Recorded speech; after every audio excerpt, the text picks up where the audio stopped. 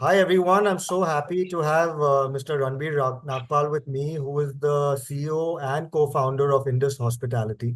And it's so nice of him to give so much time to me, and we would like to know a little bit more about his journey, about his company, and we're gonna talk about some more interesting topics along the way. So welcome, Ranbir, to this podcast. Thank you so much for giving so much time to do this with me. Uh, First of all, let's begin. I want to know a little bit about your early journey and your early life story. Let's start from there. So over to you. Uh, Thank you. Thank you for having me. Firstly, I've seen your podcast. I think you're doing great content, and I think the stuff that you're doing is absolutely great. And I'm really Yeah, honored to be here, thank and you. it's an absolute pleasure. Uh, what about me? What do you want to know about me? What my So I want to know journey, how about I your, started? yes, everything, like in a nutshell, from your journey from the beginning, and now that you're such a Um, successful entrepreneur. So I want to know a little bit about on that. on my way to being a successful entrepreneur, I'll just put it over there. Journey is just starting. I think we're just on our way. We're just warming up, and I think good things are about to come. But my journey, I think, in hospitality has been like I've been around the food industry all my life.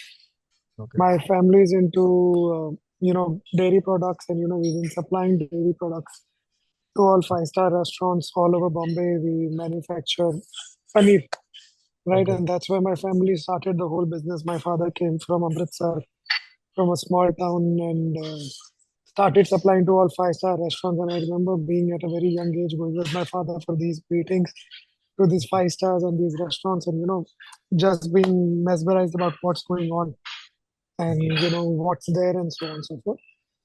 And I think we got the opportunity of making a space. So my father always wanted to do a restaurant, and we got the opportunity of buying a space and making a restaurant. My father ran a restaurant for maybe about 15 years, called Okay. Time and Again. So when he started that back in 1998, right? So at that point, I got into hotel management. I did my hotel management from Bombay. And I think from the age of 15, 16, I used to go there and I used to be there in terms of front of the house, back of the house, how the work is going on, and learning the way it is, the old school way, Right. just being picked up and thrown into the pool. That kind of way. And then I eventually got into hotel management. I did my training from Taj Kolaba. I did my studying at Rizvi in Bandra. So that's where we started. That's where my journey, dabbled into this whole situation and got into that whole thought process.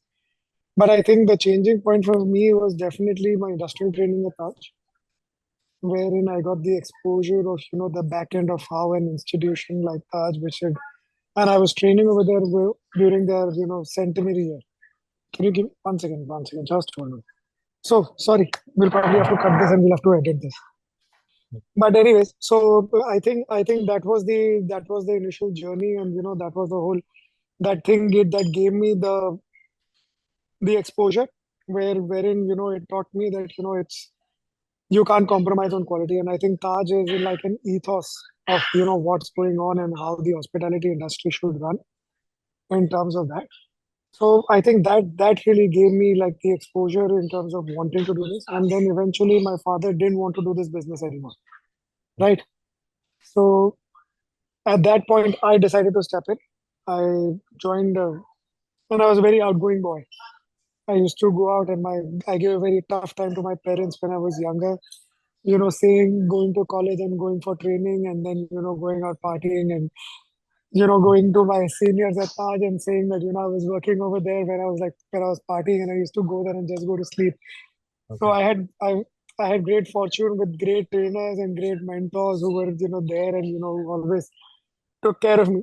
But nightlife was something that definitely, intrigued me, and that's how the journey began, actually, right? So that's the part of the process, maybe about 10, 12 years that it took that kind of time wherein it gave me the insights for from being a restaurant owner to being a small part in a big machine which is greater than yourself, and having that sense of feeling that Taj, when you talk to an employee of Taj even today, they talk about the company with great pride, and the fact that you never say no to a customer.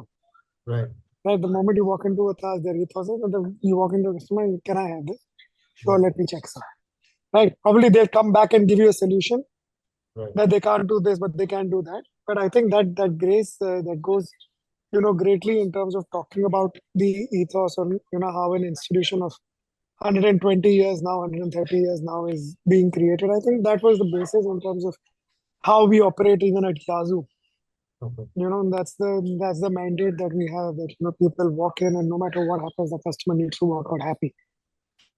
So that's how the journey began. And then I got hold of these my two friends who I knew since childhood and who were in college with me. They were running successful brands, and they were between jobs. Gurmeet is running a health food brand called Flags, but he was running a restaurant called Dopio back in the day. And Atul was running a bar which was Three Wise Men, which was very famous.